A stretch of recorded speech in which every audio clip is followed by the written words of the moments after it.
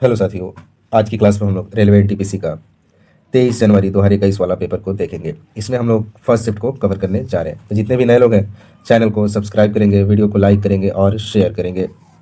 चलिए आज की क्लास हम लोग शुरू करते हैं। आज की क्लास का पहला प्रश्न है, एक ऐसा प्रजाति जो अपने निवास स्थान पर लंबे समय तक खोजे जाने के बाद भी नहीं पा जा सकती उसे खाली स्थान प्रजाति कहा जाता है। तो उसे विलुप्त प्रजाति कहा जाता है। जो लंबे समय से विलुप्त हो गई है, उसे खोजने पर भी वो नहीं मिल रही है, तो उसे हम विलुप्त प्राणी कहते हैं। और आप लोग को बताता चलो, इस चैनल पर एनटीपीसी की प्लेलिस्ट अपडेट कर दी गई है सारी शिफ्टों की। तो आप लोग जाकर वहाँ से सारे वीडियो को देख लेंगे। वीडियो 1 से शुरू करते हुए अभी तक के सारे वीडियो को कवर कर लेंगे। और सारे एग्जाम जैसे रेलवे हुआ, क्या एसएससी हुआ, सारे एग्जाम का प्लेलिस्ट अपडेट कर दिया। जैसे कि आपका सीजीएल, एमटीएस, ग्रुप डी का science, GK, SSC GD, RPF constable, SI, सारे एग्जाम का आपको प्लेलिस्ट वहाँ आसानी से मिल जाएगा। चलिए अगले प्रश्न को देखते हैं। अगला प्रश्न है, इनमें से कौन सी नीलगिरी पहाड़ियाँ की सबसे ऊंची चोटी है? तो डोडा बेटा जो है नीलगिरी पहाड़ी की सबसे ऊंची चोटी है। आप लोग ये फैक्ट याद रखेंगे। एक प्रश्न आता है कि ब्लू माउंटेन किसे कहा जाता है? तो वही नीलगिरी को हम ब्लू माउंटेन कहते हैं। ये भी प्रश्न एग्जाम में पूछा गया है। अगला प्रश्न है, संयुक्त राष्ट्र के संबंध में संक्षिप्त नाम यूपीयू का पूर्ण रूप क्या है? इसका पूर्ण रूप है यूनिवर्सल पोर्टल यूनियन।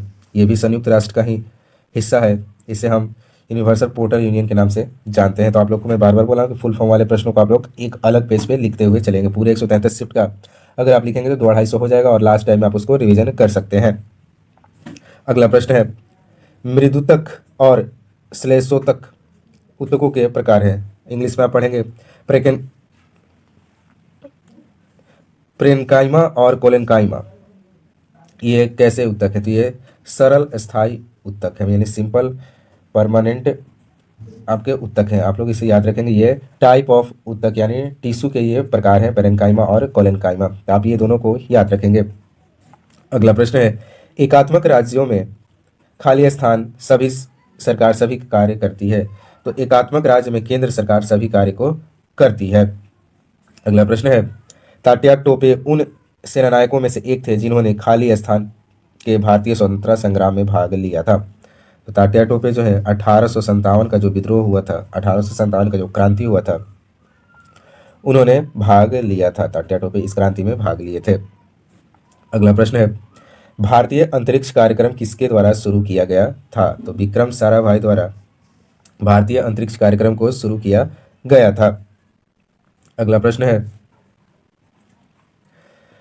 भारत के पहले सुपर कंप्यूटर का क्या नाम है? तो भारत के पहले सुपर कंप्यूटर का नाम है परम 8000। परम 8000 जो है भारत के पहले सुपर कंप्यूटर का नाम है। अगला प्रश्न है, तिरुवरुर और अजंता के मंदिरों की दीवार पर कौन से किस प्रकार की चित्रकारी मौजूद है? यहाँ पर भित्ति चित्रकारी मौजूद है। आप देखेंगे कौन मंदिर है, एक तिरुवरुर और अजंता। यहाँ की मंदिरों पर भित्ति चित्रकारी मौजूद है। अगला प्रश्न है, पुर्तगालियों द्वारा गोवा पर कब कब्जा किया गया था? तो 1510 में पुर्तगालियों द्वारा गोवा पर कब्जा किया गया था और गोवा को वो लोग छोड़कर 1961 में गए थे। तो आप लोग ये सब याद रखेंगे। और आप लोग को चैनल पसंद आ रहा है तो आप लोग सबसे पहले चैनल को सब्सक्राइब करेंगे। पहला कार्य आपका सब्सक्राइब और दूसरा कार्य आपका लाइक और सब्सक्राइब दबा के करना है, तभी आप लोग को सारे शिफ्ट उपलब्ध कराए जा सकते हैं। अगला प्रश्न है, कौन सी पंचवर्षीय योजना पीसी महालनोबिस मॉडल पर आधारित है? तो दूसरी पंचवर्षीय जो योजना थी वो पीसी महालनोबिस मॉडल पर आधारित थी। अगला प्रश्न है, प्रकाश संश्लेषण के लिए आवश्यक 4 मूलभूत तत्वों शामिल हैं। तो प्रकाश संश्लेषण के लिए हमें क्लोरोफिल, सूर्य का प्रकाश, कार्बन डाइऑक्साइड और पानी की जरूरत पड़ती है। ये 4 मूल तत्व है। इनके बिना कार्बन डाइऑक्साइड पॉसिबल नहीं है। इन्हीं की उपस्थिति में कार्बन डाइऑक्साइड, इन्हीं के उपस्थिति में प्रकाश संश्लेषण होता है, यानी फोटोसिंथेसिस। अगला प्रश्न है, कंप्यूटर शब्दावली में निबल क्या है? तो निबल आपका आधा बाइट इसका आंसर हो जाएगा। आपको मालूम होगा कि एक बाइट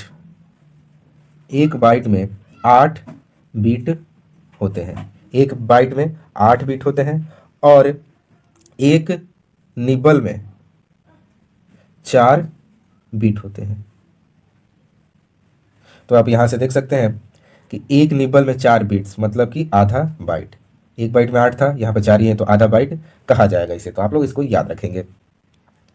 अगला प्रश्न है, फड़ नामक राजस्थानी चित्रकला शैली चित्रकारी का रूप है। तो ये धार्मिक चित्रकारी का रूप है। फड़ जो कि एक राजस्थान का चित्रकला की शैली है, ये जो धार्मिक रूप से संबंधित है। तो आपसे पूछा जाता है कि फड़ चित्रकला किस राज्य से संबंधित है, तो आपका आंसर हो जाएगा राजस्थान। अगला प्रश्न है, इनमें से किस देश का पुराना नाम अबिसिनिया था। तो इथोपिया का नाम जो था पुराना अबिसिनिया था। तो आप लोग इसको याद रखेंगे। अगला प्रश्न है, किस भारतीय शहर के अंतरिक्ष हवाई अड्डे का नाम बी आर अम्बेडकर के नाम पर रखा गया है। तो नागपुर का जो हवाई अड्डा है बी आर अम्बेडकर के नाम पर रखा गया है। अगला प्रश्न है, CSIR का पूर्ण रूप क्या है। तो इसका पूर्ण रूप हो जाएगा council of scientifical industrial research जो है CSIR का पूर्ण रूप होता है। अगला प्रश्न है, अक्टूबर 2020 तक प्राप्त जानकारी के अनुसार भारतीय संविधान में कितने अनुच्छेद हैं। तो टोटल 448 448 अनुच्छेद मौजूद है, और अभी भी करंट में भी 2025 तक भी ये जो अनुच्छेद है 448 ही है।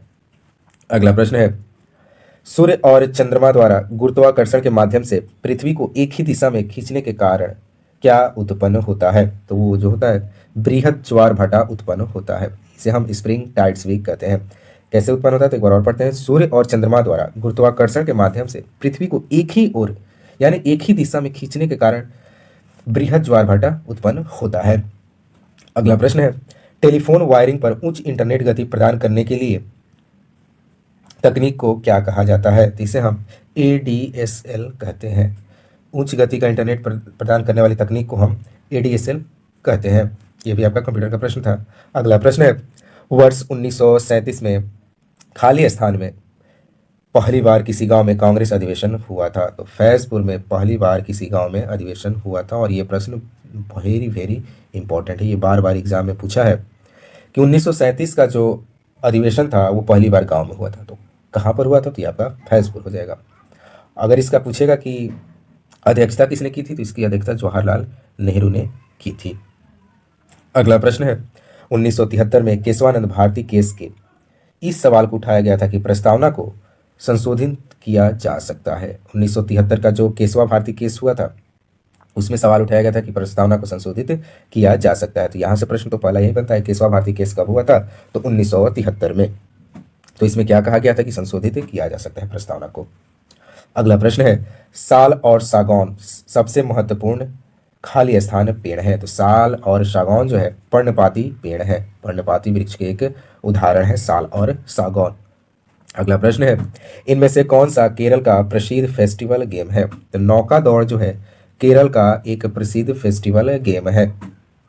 अगला प्रश्न है, सेंधा नमक का खनिज नाम क्या है। तो सेंधा नमक का जो खनिज का नाम है उसका हैलाइट कहते हैं। अगला प्रश्न है, कौन सा भारत का सबसे ऊंचा विक्ट्री टावर है। तो फतेह बुर्ज जो है भारत का सबसे ऊंचा विक्ट्री टावर है। अगला प्रश्न है, भारत छोड़ो आंदोलन के दौरान अरुणा आसिफ अली ने खाली स्थान में राष्ट्रीय कांग्रेस का झंडा फहराया था। तो उन्होंने बंबई में पहली बार भारत छोड़ो आंदोलन के दौरान अरुणा आसिफ अली ने कांग्रेस का झंडा मुंबई में फहराया था। अगला प्रश्न है, बंकिम चंद्र चट्टोपाध्याय द्वारा लिखित राष्ट्रीय गीत वंदे भारत इनमें से किस उपन्यास का हिस्सा है। तो ये आनंद मठ एक उपन्यास है, इसका हिस्सा है कौन, तो वंदे मातरम। आनंद मठ बंकिम चंद्र चट्टोपाध्याय द्वारा लिखा गया था, और आनंद मठ का हिस्सा आपका वंदे मातरम है। अगला प्रश्न है, इनमें से कौन सा पर्यावरण संबंधित चिंता का विषय नहीं है। तो आप देख सकते हैं ओजोन परत का बढ़ना ये हमारे लिए चिंता का विषय नहीं है, लेकिन बाकी जो है प्लास्टिक का खपत और इस्तेमाल में वृद्धि ये काफ़ी चिंता की विषय है। इससे हमारा पर्यावरण दूषित होता है, मिट्टी भी दूषित होती है, जल भी, वायु भी, और हमारा जो पर्यावरण है पूरा खत्म होते जा रहा है। प्रदूषण का स्तर भी बढ़ता है, ग्लोबल वार्मिंग भी होती है। ये तीनों से हमें चिंता का विषय है, इससे हमें चिंता करनी चाहिए और इस पर सोच विचार करनी चाहिए, इसे कैसे कम किया जा सकता है। अगला प्रश्न है, Trojan horse is a form of. The Trojan horse जो है एक वायरस अटैक है। अगला प्रश्न है, सागा 220 को भारतीय अंतरिक्ष अनुसंधान संगठन द्वारा विकसित किया गया था। तो बताइए एक सागा 220 क्या है। तो यह एक सुपर कंप्यूटर है। क्या है, तो ये एक सुपर कंप्यूटर है जिसका विकास भारतीय अंतरिक्ष अनुसंधान संगठन द्वारा किया गया था, इसरो द्वारा इसका विकास किया गया था। अगला प्रश्न है, इनमें से कौन संगीत वाद्य यंत्र इंडो इस्लामिक का मूल नहीं है? तो वीणा जो है इंडो इस्लामिक का उदाहरण नहीं है, बाकी तबला, रबाब और सितार जो है इंडो इस्लामिक का उदाहरण है। यहाँ से भी प्रश्न बन सकता है कि कौन इसमें इंडो इस्लामिक है, तो आपको ऑप्शन में तबला, रबाब और सितार रहेगा, तो आपको उसको टिक करना है। अगला प्रश्न है, अहमदनगर की किस रानी ने सम्राट अकबर के खिलाफ युद्ध लड़ा था? तो चांद बीबी जो थी अकबर के खिलाफ युद्ध लड़ी थी और ये अहमदनगर की महारानी थी। अगला प्रश्न है, जब ऑक्सीजन की अनुपस्थिति में भी श्वसन होता है तो उसे खाली स्थान कहा जाता है? तो उसे हम अवायवीय श्वसन कहते हैं। अगर इंग्लिश में आप बोलेंगे तो एनारोबिक रेस्पिरेशन, एनारोबिक कहते हैं। अगला प्रश्न है, गुजरात में स्थित प्रसिद्ध पेट्रोलियम साइट का नाम क्या है? तो उसे हम अंकलेश्वर कहते हैं। गुजरात में एक पेट्रोलियम साइट है जिसका नाम अंकलेश्वर है। अगला प्रश्न है, खाली स्थान उपयोगकर्ता और हार्डवेयर के बीच एक इंटरफेस है। तो ऑपरेटिंग सिस्टम जो है उपयोगकर्ता और हार्डवेयर के बीच एक इंटरफेस है। अगला प्रश्न है, गुप्त निवेश संबंधित लीक हुए दस्तावेज जो कि पनामा पेपर्स के नाम से मशहूर है, खाली स्थान से संबंधित है, तो उसे हम मोसैक फोसेंडा एंड कंपनी के नाम से संबंधित है। आप लोग इसका नाम याद रखेंगे, मोसैक फोंसेका एंड कंपनी। ये किससे रिलेटेड है? पनामा पेपर्स के नाम से मशहूर है। तो चलिए, आज की क्लास हमारी लगभग यही समाप्त हुई। तो जितने भी नए लोग हैं चैनल को सब्सक्राइब कर लेंगे और आपको पसंद आया वीडियो तो लाइक भी करेंगे। मिलते हैं नए वीडियो के साथ। जय हिंद, जय भारत।